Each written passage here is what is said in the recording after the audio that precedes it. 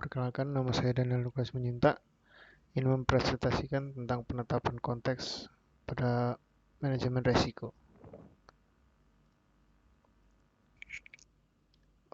Apa itu penetapan konteks? Penetapan konteks dalam standar ISO 31000 manajemen resiko. Penetapan konteks mengacu pada proses yang melibatkan pemahaman menyeluruh terhadap lingkungan dan kondisi di mana organisasi beroperasi. Ini melibatkan mengidentifikasi, memahami, dan menetapkan kerangka kerja yang diperlukan untuk merencanakan, melaksanakan, mengawasi, dan meninjau manajemen risiko secara efektif.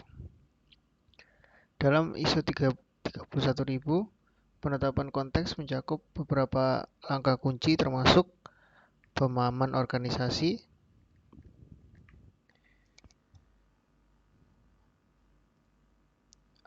memahami tujuan, struktur, budaya, dan nilai-nilai organisasi. Yang kedua yaitu ruang lingkup manajemen risiko, menentukan batas-batas dan ruang lingkup dari manajemen risiko yang akan dilakukan.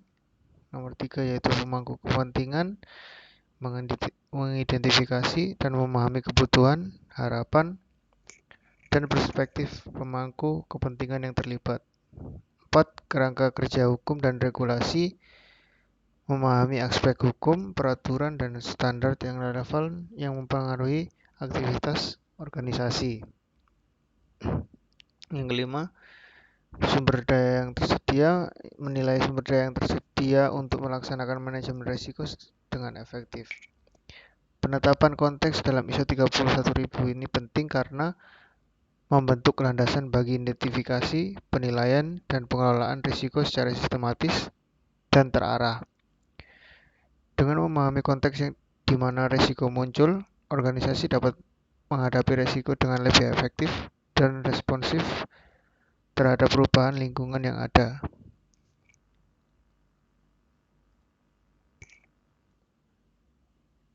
Komponen penetapan risiko yang pertama yaitu ada konteks internal, konteks eksternal, konteks manajemen risiko, dan konteks penetapan kriteria risiko.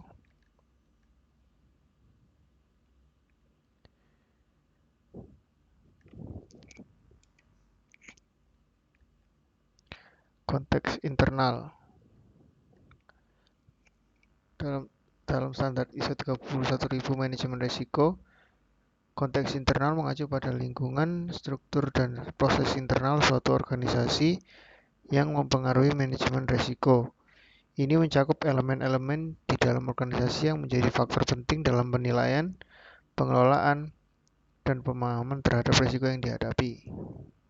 Beberapa aspek yang termasuk dalam konteks internal sesuai ISO 31000 antara lain yaitu struktur organisasi. Ini mencakup struktur manajemen, hierarki, tanggung jawab, dan kultur organisasi yang dapat mempengaruhi bagaimana risiko diidentifikasi, dinilai, dan ditangani. Yang kedua yaitu tujuan dan strategi organisasi. Pemahaman yang jelas tentang tujuan dan strategi organisasi membantu dalam menilai risiko yang mungkin menghalangi pencapaian tujuan tersebut. Yang ketiga yaitu sumber daya manusia. Sumber daya manusia, keahlian, pengalaman, dan komitmen sumber daya manusia memainkan peran kunci dalam manajemen risiko. Ini termasuk pengetahuan tentang risiko dan keterlibatan karyawan dalam proses manajemen risiko. Budaya organisasi. Nilai-nilai, norma, dan keyakinan yang ada dalam organisasi mempengaruhi pendekatan terhadap risiko. Budaya yang mendorong transparansi, pembelajaran, dan inovasi akan mempengaruhi bagaimana risiko dikelola. Yang kelima yaitu proses dan sistem operasional. Sistem, prosedur, dan proses operasional yang diterapkan dalam organisasi memainkan peran penting dalam mengidentifikasi, menilai, dan merespon risiko. Yang keenam yaitu kinerja historis. Informasi tentang kejadian atau risiko masa lalu dapat memberikan wawasan berharga untuk memahami cara menghadapi risiko di masa depan. Konteks internal ini menjadi bagian penting dari analisis risiko karena membentuk landasan Dari mana organisasi dapat memahami risiko yang dihadapinya? Dengan memahami aspek-aspek internal ini, organisasi dapat mengelola risiko secara lebih efektif dan efisien untuk mencapai tujuan dan menjaga kelangsungan usaha.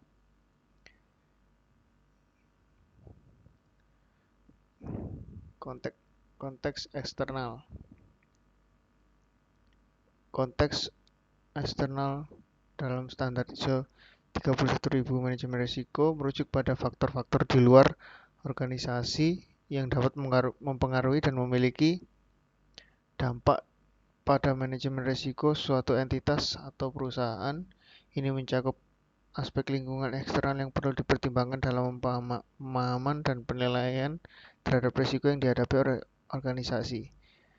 Beberapa aspek yang termasuk dalam konteks eksternal sesuai ISO 31000 yaitu pertama, lingkungan hukum dan regulasi, peraturan kebijakan dan perundang-undangan yang berlaku di lingkungan di mana organisasi beroperasi. Perubahan dalam peraturan ini dapat menjadi risiko atau peluang bagi organisasi. Yang kedua yaitu kondisi ekonomi dan pasar, faktor ekonomi dan tren pasar, fluktuasi harga dan kondisi makroekonomi yang dapat mempengaruhi keberlangsungan operasional dan strategi bisnis organisasi. Yang ketiga yaitu pemangku kepentingan eksternal. Pemangku kepentingan seperti pelanggan, pemasok, komunitas lokal atau masyarakat umum yang memiliki kepentingan terkait dengan aktivitas organisasi. Yang keempat yaitu tren teknologi. Itu perubahan teknologi yang cepat dan tren inovasi yang dapat mempengaruhi operasi, keamanan, atau keberlanjutan bisnis. Yang kelima yaitu perubahan sosial dan budaya, itu perubahan dalam nilai, sikap, atau tren sosial yang dapat mempengaruhi penerimaan produk atau layanan, reputasi, atau hubungan dengan pemangku kepentingan. Yang keenam yaitu kondisi geografis dan lingkungan fisik. Faktor-faktor seperti geografis, iklim, atau lingkungan fisik yang dapat memberikan risiko tertentu seperti bencana alam atau perubahan lingkungan. Memahami konteks eksternal ini penting dalam manajemen risiko, karena faktor-faktor ini dapat membentuk risiko baru atau mengubah signifikansi risiko yang sudah ada. Dengan mempertimbangkan aspek eksternal ini, organisasi dapat merencanakan respon yang tepat terhadap risiko yang dihadapi dan memperkuat kemampuan adaptasi terhadap perubahan lingkungan eksternal. Konteks manajemen risiko.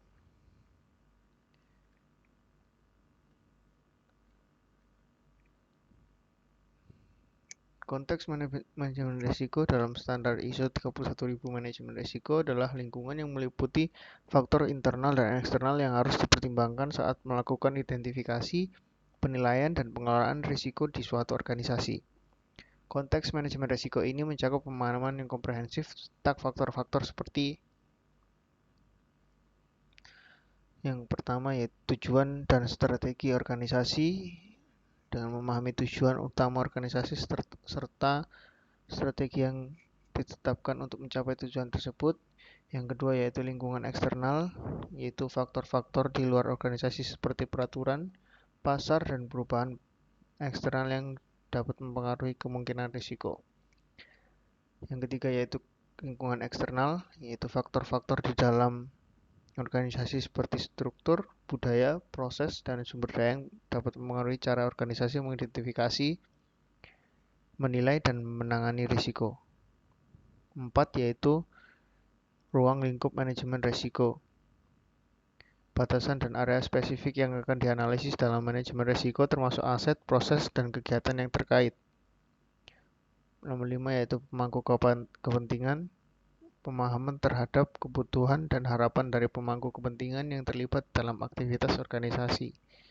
Konteks manajemen risiko ini penting karena membentuk dasar yang diperlukan untuk mengidentifikasi risiko, mengevaluasi konsekuensi potensial, dan merumuskan respon yang sesuai. Dengan memahami konteks secara menyeluruh, organisasi dapat mengelola risiko secara lebih efektif dan menyeluruh, serta membuat keputusan yang lebih baik dalam menghadapi situasi yang tidak pasti atau berisiko. Konteks penetapan kriteria risiko.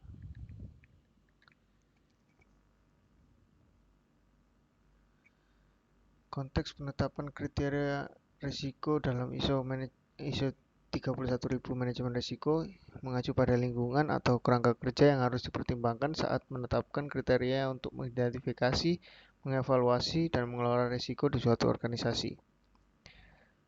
Beberapa faktor yang harus dipertimbangkan dalam konteks penerapan kriteria risiko termasuk yang pertama yaitu tujuan organisasi.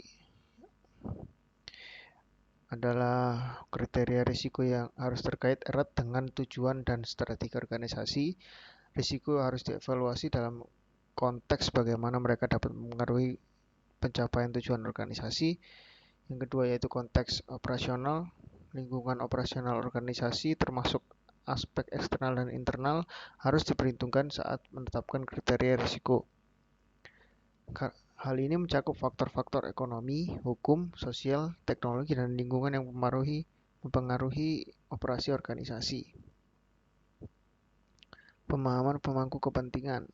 Kriteria risiko harus mempertimbangkan kebutuhan, harapan, dan perspektif pemangku kepentingan terkait. Hal ini melibatkan pemahaman terhadap pemandangan dan toleransi risiko dari berbagai pihak yang terlibat. Yang keempat yaitu ketersediaan informasi dan data, yang artinya penetapan kriteria risiko harus didasarkan pada informasi yang tersedia dan data yang relevan.